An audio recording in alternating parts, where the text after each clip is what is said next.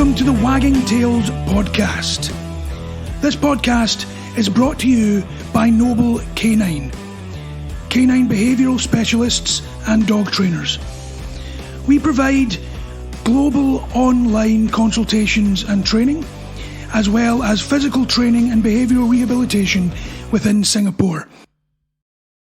Welcome to this episode of the Wagging Tails podcast.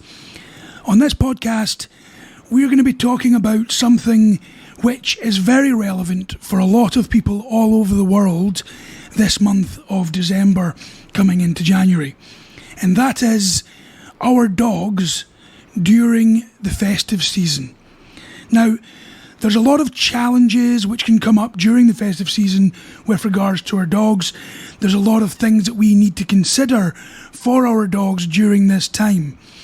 But before we go into that, what I want to do is just give you guys a little bit of a personal story which helped me figure out what we need to do during this time of year. And it starts when I was around about 15, 16, and my mum was having a Christmas party with a lot of family and friends. Now at that time, we had a brilliant little dog called Buddy. Half Jack Russell, half Border Collie. Incredibly intelligent, but very high energy little dog. He genuinely was great. However, due to the fact that he was aware of so much going on, he actually suffered quite a bit with anxiety. Now, at the time, we didn't really think much of it. It wasn't something that people even really spoke about. They only knew about training. Very few people ever thought about behavioural modification or rehabilitation for dogs. So, as much as I always look back and think, if I only knew then what I know now, I could have helped him a lot. But we didn't. And we had this party, and the whole night, the whole time that there was people there, poor Buddy was guarding one seat of the sofa, growling at everybody that came close. And eventually we ended up just putting him out into the sort of outhouse because he was so upset that we were worried that he was going to snap at someone. And that's not really the way to do it. Although we did give him somewhat a safe space, and it was heated, it wasn't as if we were putting him out into the cold, he was never using that area as a safe place. He was never introduced to it. We just sort of had people coming in, and he was expected just to be okay with that. So even at that age, I realised that, you know what, that wasn't really fair on Buddy. And fast forward many years later, when we adopted Athos, we also had a Christmas gathering. But with that in mind, and with everything I'd learnt from the whole time of doing this, really, we understood that Athos already had anxiety issues. Athos had reactivity issues. For those of you that are interested, you can go back to episode 1, where I talk about that at length. If you do that, I do apologise for the audio quality. It was our first episode, but the content is there and it does tell a good story of Athos and how we managed to rehabilitate him. But at the time, this was when we'd just adopted him. So I made my office in the house an out-of-bounds area for everybody, apart from direct family and Athos. And before we had the party, I shaped the office to be his safe place. So he had his bed in there, we were giving him his chews in there, giving him stuffed Kongs in there. I was spending a lot of time in there because it was my office and he was in there with me. So he was very, very comfortable with that. And as a result, he was able to come out and mingle with a lot of people. And then when the time came, we would put him back in there to give him a break so that he could have a rest. And then it meant that when we reintroduced him back to everybody, it was a lot more calm. He wasn't as stressed. And that was just one thing that we did which made a huge difference. So That's just to share my personal anecdote, just so that you understand that it's not just coming from a place of, I'm a behaviour specialist, this is why I'm telling you this. This is things that we deal with as well. This is things that every time we've got people over, we think about these things. Even though our dogs may be trained, they may have been rehabilitated, you still think about these things. And every dog is different. So nobody knows your dog as well as you do. That doesn't mean that you're the best at reading your dog. It doesn't mean that you couldn't do with some advice. That's not what I'm saying. But you know your dog better than anybody else. And the more you learn about dogs in general, about behaviour in general, the more you can tell about your dog, the better you can communicate with your dog. And then you know what of all of these aspects with regards to the festive season, or indeed any other topics, you need to apply to your dog in particular. So with that said, what I want to talk about is the different aspects of the festive season which can be challenging for our dogs. So the first thing is quite obvious. A lot of the time, people that celebrate Christmas will be putting up Christmas trees. They will be putting up decorations. They will be getting more presents coming in. There'll be a lot of cardboard boxes being delivered. There'll be a lot of wrapping paper and all that stuff. This is all new objects for our dogs. For some dogs, it can be very intriguing. It can be very curious. And those dogs might be absolutely fine, or they might end up being overly curious and destroying some of it. But it can also be scary for other dogs as well. And that fear can create a high level of stress, which makes the situation slightly unsafe, not just for your dog, but for guests coming in the house. Even if your dog's never shown any sign of reactivity, additional stress can push anyone, whether it be a dog or a human, to becoming reactive. So when we're going through this, bear that in mind. The biggest thing about decorations and the environmental changes that you might be seeing is that we can put these up gradually. A lot of people think that I'm a little bit crazy because, at the beginning of November, I put the wreath up on our door. Not on the outside, on the inside. But it meant that that was the first piece of decorations that changed in the house. I brought the huge nutcrackers and the Santa little things out. And I didn't put them necessarily in the living room, but I had them lying out either in my office or in the back room where the dogs do go. They were becoming more acclimatised to the fact that these things are around. And then we tend to put our Christmas tree up a little bit earlier, and the Christmas tree will go up, but none of the other decorations will go up. And then we'll decorate the tree, and the dogs can become acclimatised to that. And then we'll put all the other decorations up gradually.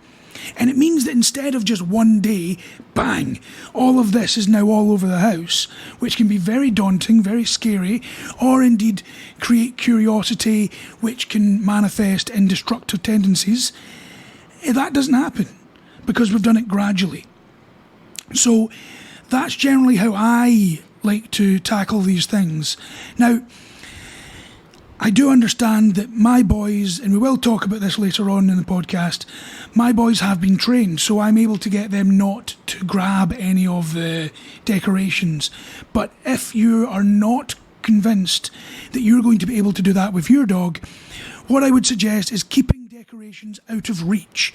So especially things like tinsel, small ornaments, especially things like you've got hanging chocolates on the tree or anything like that.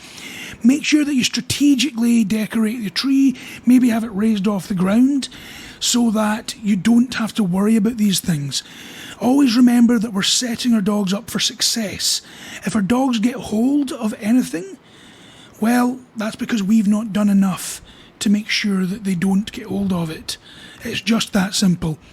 Now, other things that come with these environmental changes of decorations are electronic wires. So you've got new cables lying everywhere. Well, let's not leave them lying out. Let's make sure they're nice and tidy.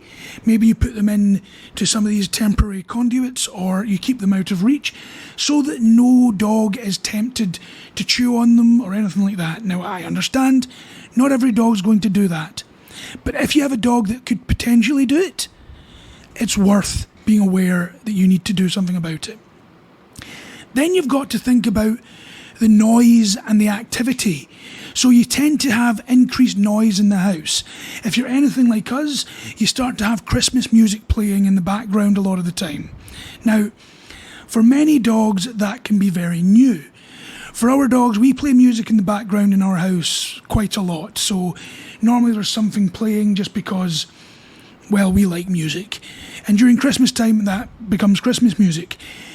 But if that's not something you normally do, it's a good idea to make sure that you start that early. And it doesn't need to be Christmas music. If you're going to start playing this in the beginning of November, don't worry about it. The dogs can't tell the difference between Christmas music and any other music, really. They might enjoy some types of music better than others. Obviously, if you're playing heavy metal 1 minute and Jingle Bells the next minute, there's a difference.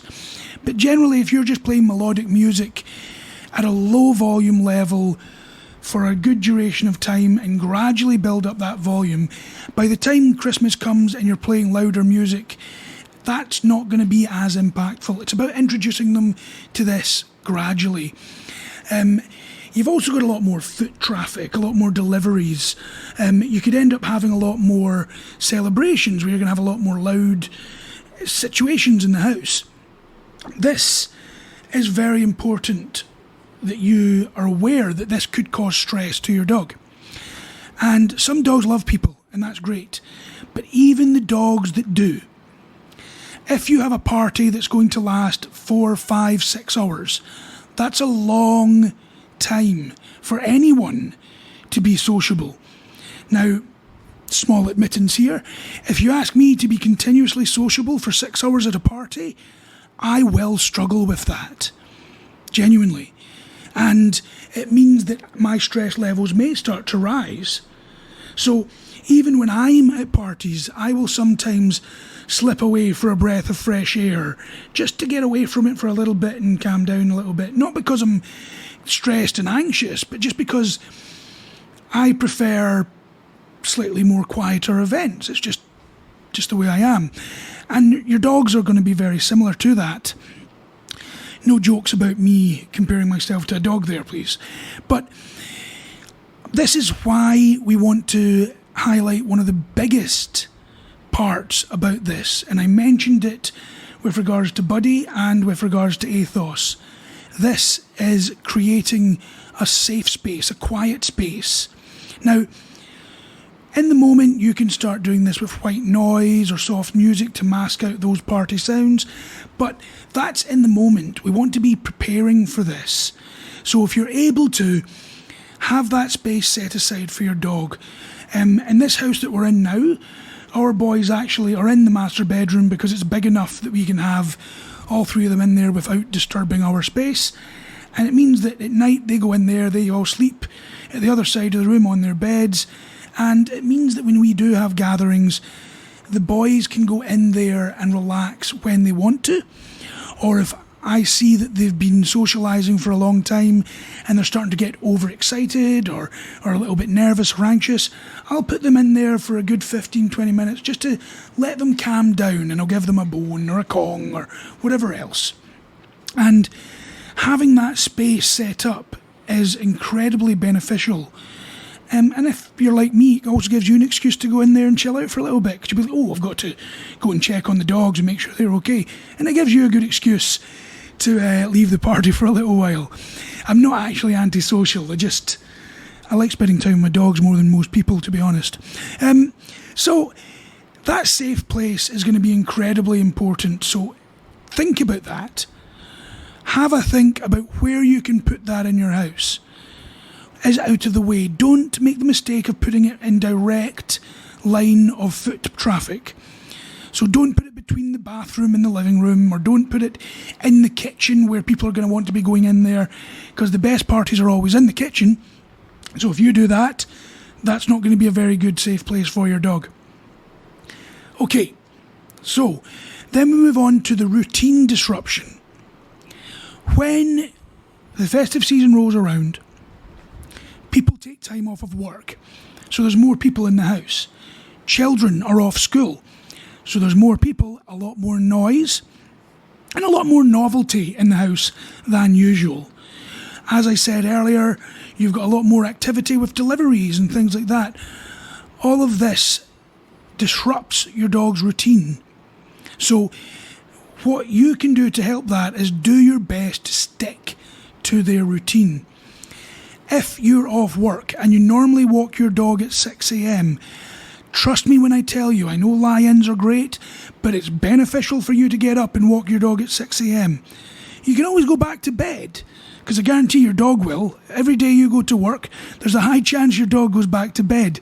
Now, that means that you're keeping your dog's routine a little bit better. The walking times, the feeding times, if you have regular training times, if you do, well done, that's exactly what you should be doing. If you don't, okay, that's not part of the routine yet, but it's something you might want to introduce at a later stage. Keep the routine as regular as possible, even when you are having parties, even when you have guests staying for a couple of weeks. Keep that routine as disciplined as you can, because that makes a huge difference to our dogs. So you'll notice that a lot of what I'm talking about here is on the comfort of the dog. So let's take a look at the safety and the comfort of the dog, because of course the comfort of the dog is indeed safety, because if your dog doesn't feel safe, even if they actually are, you're still going to get that same behavioural potential of change. So it means that if your dog feels unsafe and they start barking, snarling, growling, whatever else, that's because they don't feel safe. Dogs don't do that for fun. Dogs don't try and threaten people for fun. They're doing it because they're nervous. They don't feel safe. So we go back to choosing that quiet room where the dog can retreat. Introducing familiar items into that room, like their bed, toys, water bowl, maybe even an item of your clothing. So it sounds a bit strange, but if you sleep in a t-shirt for a couple of nights and then you tie that t-shirt into a whole load of knots and give it to your dog's area, that's going to be very comforting for them. Any of you that have dealt with separation anxiety are probably quite well aware of the benefit of doing that. So this is what we want to set up. Make sure we do it prior to the occasion. Make sure that we are introducing this using positive associations such as training, as in going into the safe place, coming out of the safe place, in, out, in, out, in, out, in, stuffed Kong, scatter feeding, snuffle mats, whatever you can think of, licky mats, you name it. That's where you want to be giving them, so that your dog knows that that's a positive place. And as I said earlier, restrict that place from your guests. Don't be tempted to say, oh, I want to have a private conversation with these 2 or 3 people. Let's just go into the dog's safe place. No. That's your dog's safe place. You go and find somewhere else to talk to them. Okay? It's only going to be the immediate family, the ones that the dog trusts, that are going to be going in there. And I know that sounds strict, but you will thank me for that later on. Now, I spoke briefly about decorations, but a big part of decorations are plants a lot of the time. Now, not just for Christmas, but a lot of these do come at Christmas. There's a variety of plants used for decorations, and a lot of these can be very toxic to our dogs. So it's important that we're aware of these and keep them out of reach, or even better, avoid them completely. There's many false alternatives which are not toxic, which we can also use, and of course it also means that you don't need to keep them alive because they're false. So you've got things like pocentas. So these are like quite traditional Christmas plants, but these cause irritation to the dog's mouth and the stomach if they swallow it. It can cause rashes and vomiting, and it can be quite toxic to them. Then you've got things like mistletoe. So I'm tempted to make a joke about the only other person that gets harmed by mistletoe is Balder, but only certain people that are complete mythology geeks will get that. But these are often hung in doorways because effectively, if you hang mistletoe, you can get a few extra kisses here and there. But just because they're hanging in doorways doesn't mean they're not going to fall. And it can really cause bad gastrointestinal upset and cardiovascular problems for our dogs. So be aware of that. If you're using mistletoe, just get the fake stuff. That's the easiest way to go. Or make sure that it's out of the way and not going to drop. Holly. Now, the holly leaves can cause damage physically because they're very sharp, but the berries and the leaves can cause nausea, vomiting, diarrhea, and it can actually make your dog very lethargic and tired if they've eaten it, and that's one of the signals. So if any of these toxic plants get into your dogs, you've got to take them to the vet ASAP. Now, you've also got things like Christmas cactus. Now, that's not really classed as toxic, but it can still cause diarrhea and vomiting. You've got an actual Christmas tree, pines, firs, spruce. The needles are quite sharp, and although they might actually not be toxic, if a dog ingests some of these needles, it can cause quite a lot of irritation or even puncture the throat or even down into the digestional system. It's important that we don't allow our dogs to be eating these leaves, not leaves, the pines, the needles. The other thing is, if you've got a live tree in the house, most of you will have the big pots with the water in there. Now this is going to be stagnant water, and likely you're going to have fertiliser in there to keep the tree alive. If your dog drinks this water, it can really be dangerous for them because these fertilisers, most of which are actually poisonous to our dogs. So be aware of that. You've got other things that maybe are not so Christmassy, but still to be aware of, is lilies. So a lot of types of lilies can be very toxic to your cats or your dogs, and they can cause some stomach issues. Now, just as a point, lilies are less dangerous for dogs, but if you've got a cat as well, or you've got a cat and you're listening to this, be aware that lilies can be quite bad for your cats, and maybe keep them out of the way. And coming into sort of more Easter, I reckon, but daffodils can cause really severe gastrointestinal upset and can even cause real cardiac arrhythmias and problems. So that's if a dog gets hold of the bulb of the daffodil. The problem being is that the bulb is exactly what they're going to want to go for because it looks more tasty to them, or even looks like a ball. So when we're decorating for the holidays, everybody wants to have a natural and plants and all that stuff, and I get it. It smells awesome, it looks great, but it's wise to consider that there are potential dangers when you're using these plants. If you can avoid them altogether, that's the best way. But if not, make sure you're placing them well out of your dog's reach. And if you even suspect your dog has eaten and ingested any of these, contact your vet immediately. And 9 times out of 10, they're going to ask you to come down. So that's always a good idea. Now, then we move on to something which is quite similar to this, and that is food safety.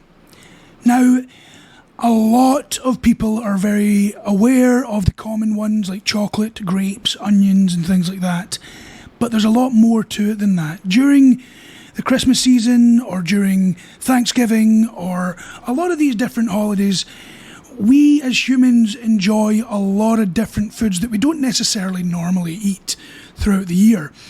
And a lot of these can pose great risk to our dogs if they eat them. So there's a few toxic and hazardous foods that I'll go through here, but this list is nowhere near exhaustive. So I would strongly advise, if you're worried about this, do a little bit more research online and you'll find more on there. Because honestly, I could do a full podcast on this topic. And if I did do that, it would be a good idea to get Dr. Francis back on because he knows a lot more about this than I ever will. But let's just start with the most common one that everybody knows, chocolate.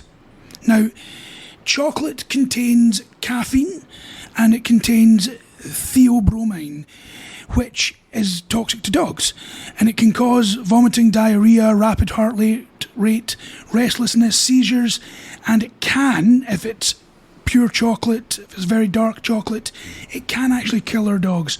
So Christmas especially, Easter as well, there's a lot of chocolate around, so make sure that's out of reach of your dogs, and make sure nobody gives that to your dogs at all.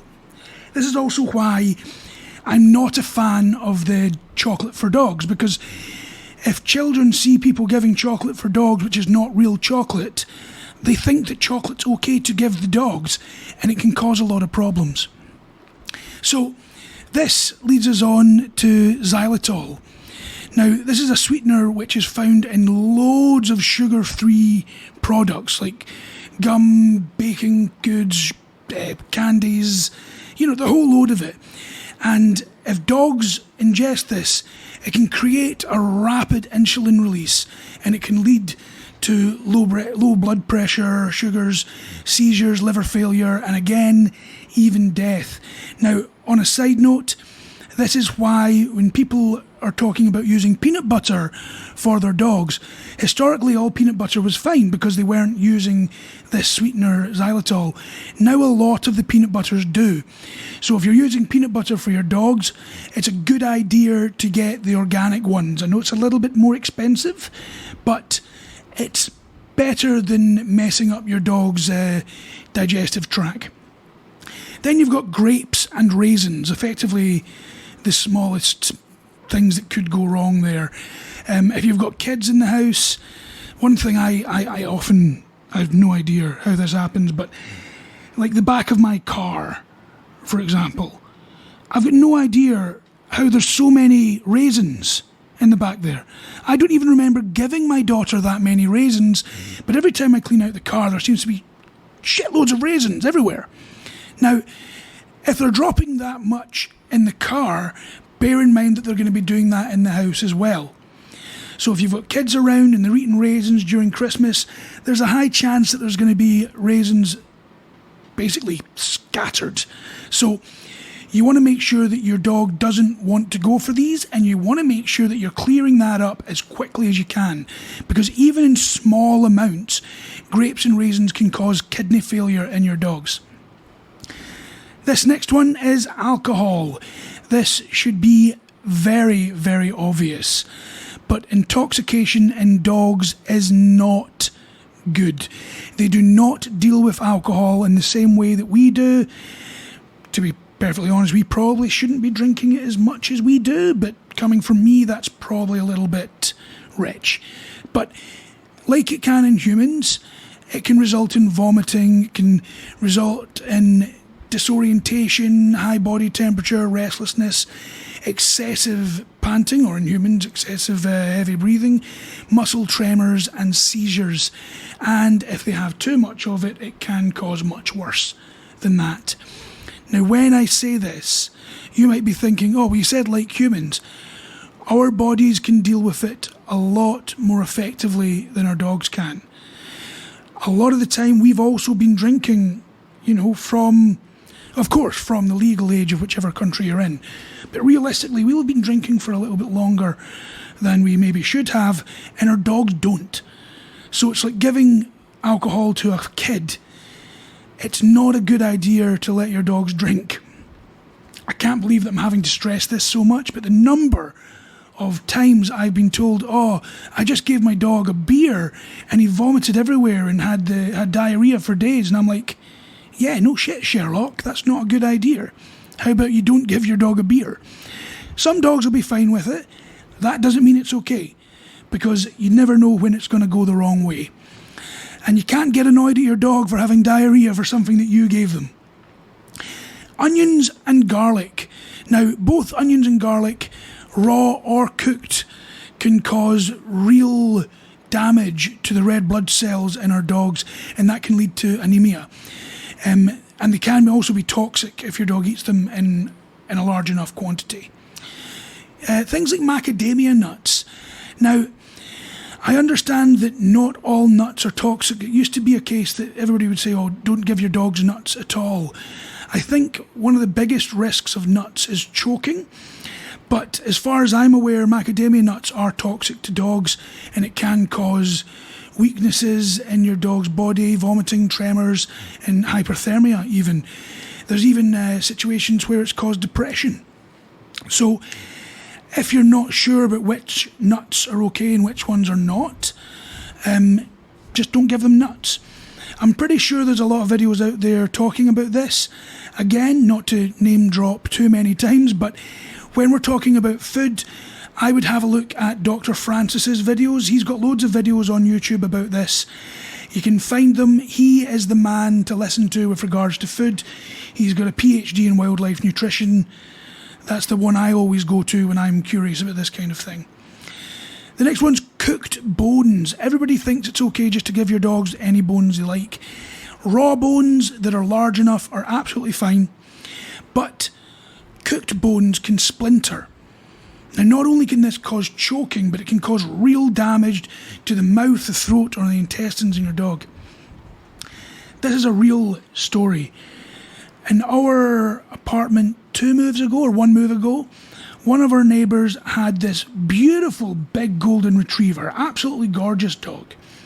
And they were having a dinner, and the dog was obviously loving it. This very friendly dog, loved everybody. And at the end of it all, they had a big lamb bone, cooked lamb bone, and they thought, oh, it'll be fine to give this to the dog. Fast forward to, I think, 2 or 3 in the morning, I got this hard rapping on our door, asking me to help them because the dog was in a lot of pain. The dog was whining. They didn't have the car at the time. I can't remember why they didn't have access to their car. But I ended up rushing them into the emergency vet hospital. And effectively what had happened is they'd given the dog the cooked bone. The dog had crunched it. It splintered. The dog had swallowed it, and it was caught in the intestines. And the dog ended up having to get emergency surgery. Luckily, the dog was absolutely fine after the surgery, but I'm pretty sure that the dog would have preferred not to have gone through that trauma and pain, and I know that they would have preferred not to have spent the 10 grand that it took to do that surgery. It's not worth giving your dogs cooked bones, guys. Just don't do it. Fatty foods. This is one that a lot of people don't think about, but even though our dogs do need a high protein diet, which has probably got more fats in it than a lot of other diets would, if they've got very high levels of fats in the foods like your ham, bacon, gravy, it can actually cause real problems for our dogs. It can be very painful and life-threatening if they end up getting pancreatitis or something along those lines from it. At the very least, there's a high chance they're going to get diarrhea and throw up everywhere. Coffee and tea. This is just the caffeine again, guys. So anything that's got caffeine in it is dangerous to dogs and can lead to heart palpitations, muscle tremors, rapid breathing, and all of that kind of stuff. Yes, again, caffeine can cause that in humans, but remember, if you've got a coffee every morning, your body's become adjusted to that. You don't give your dog a coffee every morning, and neither should you give your dog a coffee every morning. Caffeine's not great for our dogs. Make sure it's out of the way, they don't get to it. Yeast dough. So this is kind of similar to why they tell you not to give yeast dough or certain breads or even uncooked rice to birds. And it's because it can bloat and expand in the stomach. Yeast dough especially can be quite dangerous to dogs because it will expand, it can lead to bloating, it can lead to twisting in the stomachs, and it can actually have a fermentation process which can also produce alcohol while it's in the stomach and lead to alcohol poisoning and everything I spoke about with regards to alcohol as well. Now, one of the things that's very, very common for the festive season is nutmeg. Now, it can cause seizures and central nervous system problems if consumed in a decent quantity for our dogs. So it's better just to keep that well out of the way. Don't let your dog get access to any nutmeg. Now, we spoke about xylitol. There's other artificial sweeteners that you want to make sure your dogs stay away from. So as a result, just have them stay away from all of them. And salty snacks. Too much salt can produce excess thirst and urination, and can even create sodium poisoning in our dogs and our cats, or any other pets for that matter. Too much salt can also be very bad for their skin. It can create hair loss and a lot of things along those lines. It's better not to give them too much salty snacks, if any at all. So sometimes you'll be sitting there at the Christmas holidays and you'll be eating your, I don't know, like pork scratchings or pretzels or whatever you're eating, crisps, and you might just think, oh, I'll give some to the dog. Yeah, I'm sure in small quantities that'll be absolutely fine, but if you start giving one for you, one for me, like a lot of people do with their dogs, it can create a lot of problems. So let's just have a sweeping statement here. Ensure your dog's safety during this season by avoid feeding them scraps from the table. Keep all the potentially food away from them, but when we talk about scraps at the table, you think, oh, well, it's okay to give them a little bit of roast beef. Yeah, it would be, but what has that roast beef got on it? Has it got rich gravy full of salt and full of other things? What else is on there? Do you know that there's no nutmeg being blended into anything? Make sure that you're not giving your dog anything that is potentially dangerous to them. And if you suspect that your dog has ingested any of these items, once again, contact your vet immediately. Okay? And now we move on to one of the topics that I'm asked about most regularly, and that is interactions with family and guests. So when we're hosting guests during the festive season, whether or not they're staying in the house or if they're coming over for parties and gatherings, it's important to have clear protocols in place for introducing them to your dog. And this is to ensure everyone's comfort and safety. So what I'm going to do is I'm going to look at guests that are staying in the home, and then I'll look at guests who are coming over for gatherings. Before I do this, just as a reminder, every dog is different. So for some dogs, you're going to have to be really detailed and really strict. For other dogs, it's going to just be like a more sort of, yes, just be aware that we have a dog. This is our protocol. Make sure that we don't upset the dog so that we keep everybody comfortable and safe. You know your dog. Make sure you're doing what is appropriate. Don't get caught out, okay? Now, for guests staying at the home, it's important that we have pre-arrival communication. Now, a few episodes we spoke about this, and one of our clients has a brilliant pre-arrival protocol, and that's actually just a full text message that they copy and paste to everybody that's coming into their house, because their dog is doing behavioural rehabilitation right now. And that is great. I mean, I can't think of a better way of doing that than making sure that you've got everything detailed out, ensuring that your guests know about your dog's behaviour and know about the rules that you'd like them to follow and how to do the introduction and things like that. That's brilliant. Some people, as I say, might be a lot simpler than that, and that's okay too. But you always want to give your guests pre-arrival communication. Last year we had family coming over from Australia and staying with us here, and even though my boys are fine, I still said, hey, are you guys okay with the fact that we've got 3 big dogs in the house? To be clear, this is the dog's house. We will not be caging them. They will be able to wander anywhere they want to wander, except of course the room that you're staying in if you don't want them in there. Now, everybody was fine with it, but it's important that you give people that heads up, even at the most simple level. Then you've got the initial introduction. So having an initial introduction in a neutral area outside actually is very beneficial. Even if the dog is very friendly, it doesn't hurt. Just take the dog out for a walk, meet them out on the walk into the house with them. It's a really good way of letting your dog scope out the guests before they actually enter their home, because remember, it is the dog's home as well. If needed, keep your dog on a leash while you are in the house with the guests, and allow your dog to approach slowly on a loose leash so that the dog's able to smell them and become acclimatized to them. It's best if your guests just completely avoid eye contact, completely ignore the dog, so that the dog can then sniff and make sure that they are happy with them. The guests do not need to extend a hand. They do not need to crouch down to the dog's level. All of this stuff is things that we were spoken to and told about years ago. The dog can smell you fine. The dog doesn't need you to stick a fist in their face, okay?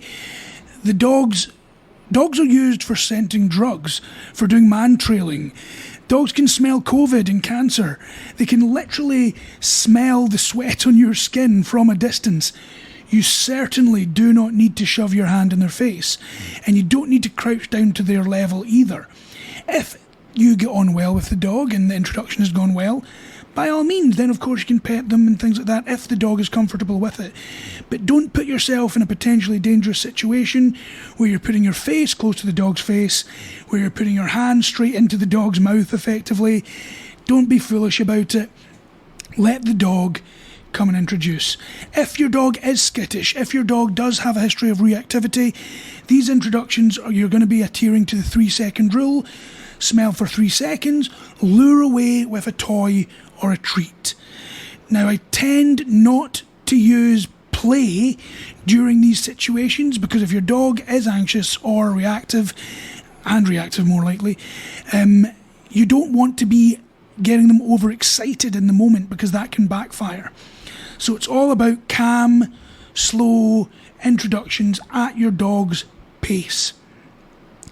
If your dog requires it, and even if your dog doesn't, it's a good idea to have feeding time instructions. If you're feeding your dog, ask your guests to steer clear of that area for now, just so your dog doesn't get disturbed. Even if your dog doesn't have any resource guarding, it's not a bad idea just to give them that space when there's new people in the house. This also goes for personal space. Now you might say, well, my dog doesn't give anybody personal space, why should they give him personal space? Yep, talking about my boy Porthos here, but that is important because if your dog is lying on their bed, nobody should be approaching that bed, even us. If there's a dog asleep on a bed, if I want to go over and talk to them, if I want to go over and interact with them, I'm going to communicate with them before I get there so that I don't surprise them. I've heard way too many stories about people who come in, and this is another holiday example, they come in having had a few drinks on a night out and they just want to snuggle up with their dog is sound asleep on their bed, and they come back down and they put their head on the dog while the dog is sleeping. The saying, let sleeping dogs lie, is there for a reason. And I have heard way too many stories about people having been bitten by their dog who historically has got no reactivity, not an aggressive bone in their body, and then they're all upset about it. Quite frankly, if you snuck into my room and put your head on my face, I'm probably not going to wake up very, very happy. And that's likely going to be the same for you guys listening. So let's not do that to our dogs as well. Personal space is very important. And again, some dogs don't mind this next part, other dogs do. Handling the dog's belongings. If the dog's toys are lying around, which I don't suggest they are, I think dogs' toys should be put away and given to the dog when the dog is wanting to play with them. At the very least, just have 1 or 2 out so that the dog can play whenever they want, and then rotate them. It's never a good idea to have a lot of toys just strewn about the house. I personally don't like it, and it does have a tendency to create resource guarding. But guests should not be touching the dog's belongings, and vice versa. If the guests don't want the dog touching their belongings, they should be keeping it out of reach of the dog. Even if your dog's not a chewer, even if your dog's not a pincher, or not a Doberman pincher, but if they're not a stealer, they're not stealing stuff from people, it's still a good idea to keep it out of their reach because it's new scents, new items, the dog might be curious. So just remind your guests to make sure that they're not leaving stuff lying around. Now, all of these have to be consistently adhered to. Not just when your guests arrive, but for the duration of their stay.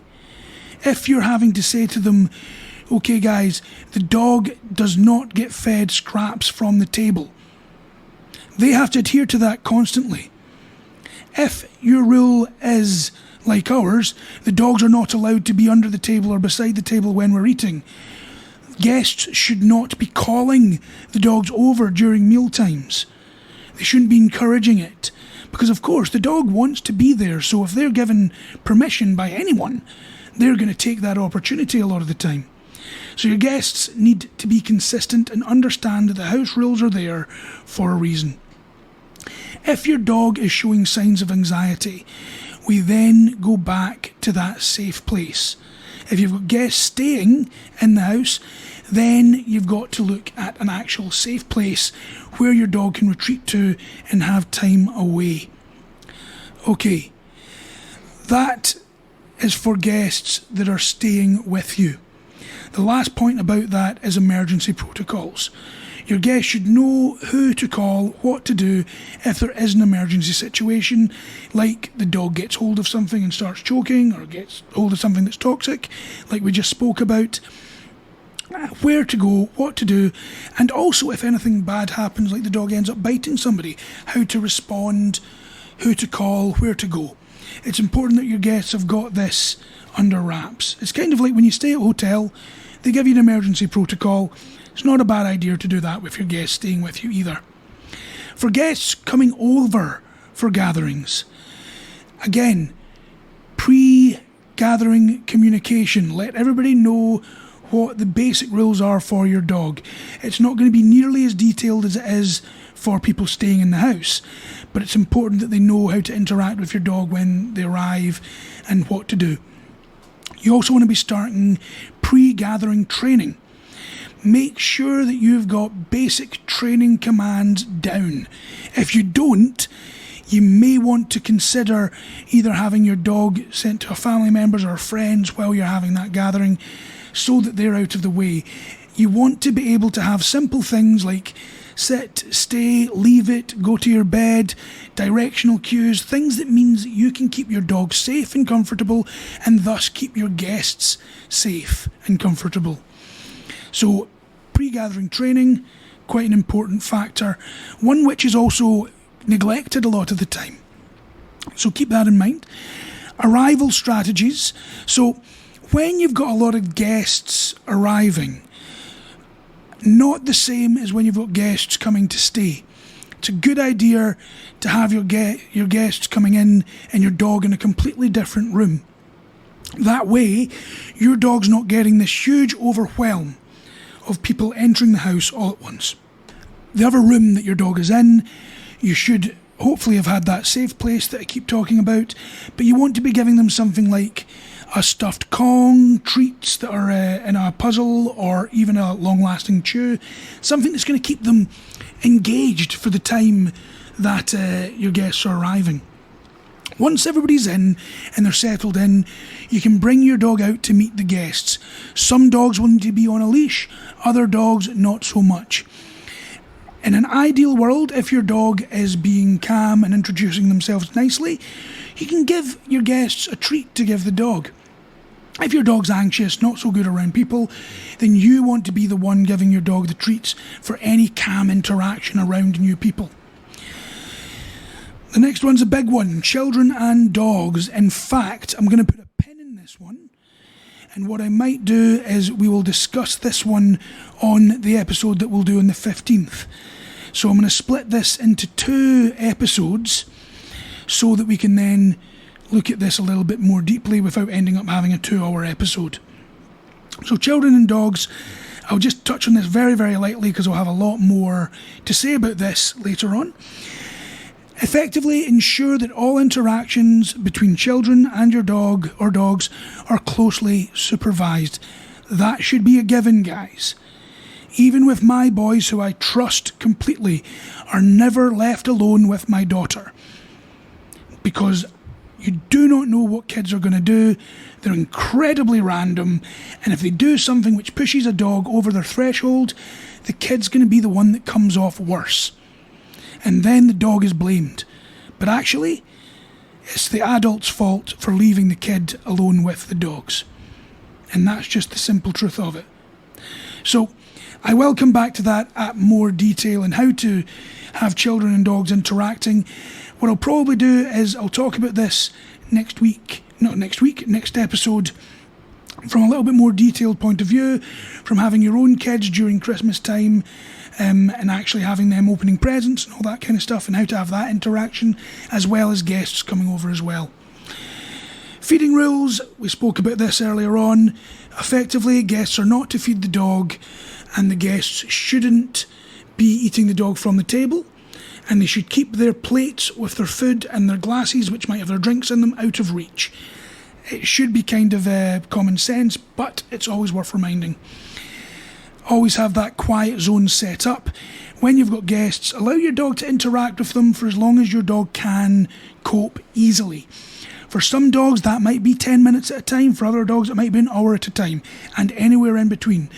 But what you want to be able to do is give your dog a good 10 to 20 minutes of rest away from everybody else in that quiet zone, so that then when you reintroduce them again, they're not so stressed out. If you leave them to mingle with people for 4, 5, 6 hours, there's a high chance they're going to become very, very stressed, and at best they're going to be off and their behaviour is going to be a little bit strange, and at worst it could become a reactivity situation and your dog might end up nipping or biting somebody. Always monitor your dog and ensure they're not showing signs of this stress. If you're interested in finding out more about how to read the signs of stress, you can go on to our blog on noblecanine.com. So it's noble-canine.com, and there's an article in there about calming signals, and that goes into a bit of detail with pictures to show you exactly what to look out for with regards to stress in your dogs. That's incredibly important, because if you're seeing signs of stress, it's time for that quiet zone, it's time for that safe zone. And then at the end of the night, have a plan for your dog. So if everyone's about to start leaving, there's going to be a lot of hugging, a lot of kissing, a lot of hubbub because everyone's leaving. They're like, oh, see you again next time, hey? And it's going to be very loud and very chaotic. Have your dog either going into that safe zone, or have somebody take the dog out for a walk as everybody is departing. It's a good idea to make sure that your dog is not being put into more stressful situations than they need to be. So by implementing these protocols, you can ensure a safe and pleasant interaction between your dog and guests, both at parties or guests staying with you. And you can maintain that harmonious environment during the full festive season, because if your dog has been super stressed because of a party, the next day, if they're not able to decompress, that's going to create problems for your dog. There's going to be behavioural issues happening there.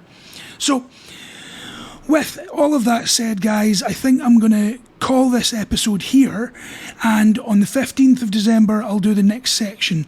So this next section, we're going to be talking about children and dogs. We're going to be talking about setting boundaries for your dogs during the festive season.